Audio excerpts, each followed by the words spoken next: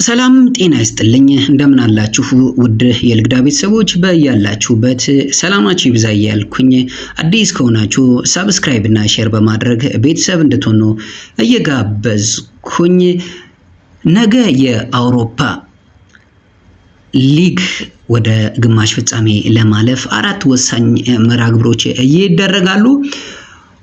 ጊልሚትን ከላዚዮ እንዲሁም ደግሞ ሊዮንን ከማንቸስተር ዩናይትድ፣ ሬንጀርስን ከአትሌቲክ ማድሪድ እንዲሁም ደግሞ ቶተናምን ከኢንትራንክ ፍራንክፉርት የሚያገናኘው ጨዋታ ይጠበቃል ማለት ነው። እንግዲህ እነዚህ መርሃ ግብሮች በቀላሉ በሚቀጥለው ዓመት በአቋራጭ በሻምፒዮንስ ሊግ ተሳትፎን ለማረጋገጥ የሚደረጉ ጨዋታዎች ናቸው ማለት ነው። በተለይም ሊዮንን ከማንቸስተር ዩናይትድ የሚያገናኘው ጨዋታ ይጠበቃል። እንግዲህ አዲሱ የማንቸስተር ዩናይትድ አሰልጣኝ በሚቀጥለው ዓመት በርካታ አዳዲስ ተጫዋቾችን እንዲሁም ደግሞ ነባር የቆዩ ተጫዋቾችን እንደሚሸኙ እንዲሁም ደግሞ አዳዲስ ተጫዋቾችን ወደ ክለቡ እንደሚያመጡ አንዳንድ መረጃዎች እየጠቆሙ ይገኛሉ ማለት ነው። ይህንም ለማድረግ በቀላሉ በሚቀጥለው ዓመት የሻምፒዮንስ ሊግን ተሳትፎን ማግኘት የሚችሉ ከሆነ የሚፈልጓቸውን ተጫዋቾች በቀላሉ ማግኘት የሚችሉበት ሁኔታ ይፈጠራል ማለት ነው። ምክንያቱም በርካታ ተጫዋቾች በሻምፒዮንስ ሊጉ የመጫወት ህልምና ፍላጎት ስላላቸው ማለት ነው። እንግዲህ ማንቸስተር ዩናይትድ በአውሮፓ ሊግ ከፕሪሚየር ሊጉ ከሚያደርገው ጨዋታ በተቃራኒ የተሻለ ውጤት እያስመዘገበ ያለበትን ሁኔታ እየተመለከትን እንገኛለን ማለት ነው። እንግዲህ ነገ ከላዚዮ ጋር በሚያደርገው ጨዋታስ ምን አይነት ውጤት ያስመዘግባል የሚለው እንግዲህ በጉጉት እንድንጠብቅ ያደርገናል። እንግዲህ ማንቸስተር ዩናይትድ ተጫዋቾች በተለይም ጉዳት ላይ ያሉ ተጫዋቾች ስንመለከት ማቲያስ ዲሊት፣ ቶቢ ኮሊነር እና አዶዌ ሄቨን እንግዲህ ዛሬ በነበረው ልምምድ ያልተገኙ ተጫዋቾች ሲሆን ማለት ነው። ጉዳት ላይ የነበረው ኮቢ ማይኖ ደግሞ ከጉዳቱ አገግሞ በዛሬው ዕለት ልምምድ ላይ የተገኘ ተጫዋች መሆኑም ተረጋግጧል ማለት ነው። እንግዲህ ማንቸስተር ዩናይትድ በአቋራጭ ወደ ሻምፒዮንስ ሊጉ ለመግባት ግዴታ የነገውን ጨዋታ ማሸነፍ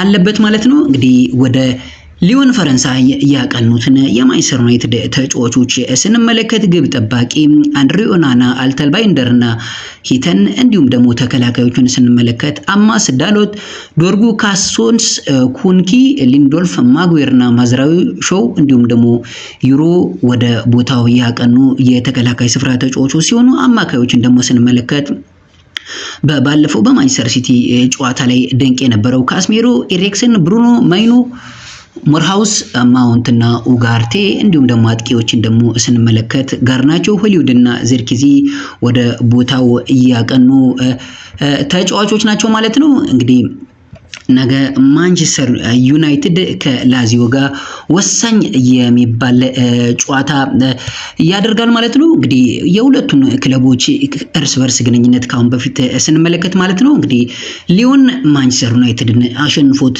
አያውቅም። ካሁን በፊት አራት ቲም ተገናኝቶ ሁለቴ አቻ ሲለያዩ፣ ሁለቴ ደግሞ ማንቸስተር ዩናይትድ ማሸነፍ የቻለበትን ሁኔታ መመልከት ችለናል ማለት ነው። እንግዲህ ከነዚህ ከአራት ግንኙነቶች ሁለቱን ደግሞ ስንመለከት በቻምፒዮንስ ሊጉ የተገናኙበትን ሁኔታ እንመለከታለን ማለት ነው። እንግዲህ በመጀመሪያው ጨዋታ ያኔ ማለት ነው ሁለቴ ተገናኝተው ማንቸስተር ዩናይትድ አንዴ 2-0 እንዲሁም ደግሞ አንዴ ደግሞ 2 አቻ መስከረም ወር ላይ 2004 ላይ 1-0 እንዲሁም ደግሞ ፌብሩዋሪ 2008 ላይ ደግሞ 1 አቻ ያጠናቀቁበት ውጤት የሚጠቀስ ነው ማለት ነው። እንግዲህ ማንቸስተር ዩናይትድ እንግዲህ በተለይም በአውሮፓ ሊግ ድንቅ የሚባል ግስጋሴን እያደረገ ይገኛል ማለት ነው። እንግዲህ ከፕሪሚየር ሊጉ በተቃራኒ ማለት ይቻላል ጥሩ ውጤት እያስመዘገበ ያለበትን ሁኔታ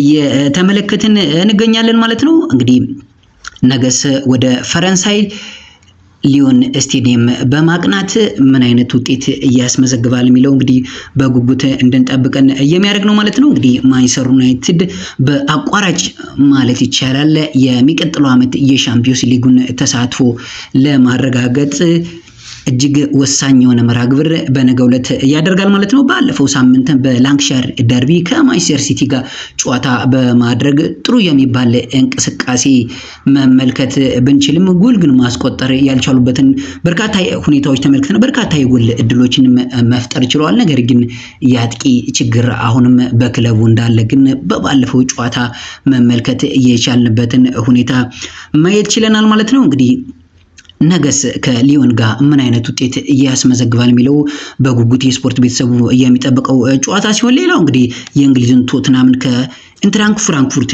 የሚያገናኘው ጨዋታም ይጠበቃል ማለት ነው። በዘንድሮ ዓመት እጅግ የወረደ ውጤት እያስመዘገበ የሚገኘው የኮስቴጉሉ ቶትናም እንግዲህ ከፍራንክፉርት ጋር የሚያደርገው ጨዋታም ይጠበቃል ማለት ነው። እንግዲህ ሌላኛው ደግሞ ሬንጀርስን ከአትሌቲኮ ማድሪድ የሚያገናኘው መርሃ ግብርም የሚጠበቅ መርሃ ግብር ነው ማለት ነው። እንግዲህ እነዚህ ጨዋታዎች ነገ ምሽት ላይ የሚደረጉ ሲሆን ነገ የመጀመሪያው ዙር ጨዋታቸውን ያደርጋሉ። ሁለተኛውን ዙር የመልሱን ጨዋታ ደግሞ በሚቀጥለው ሳምንት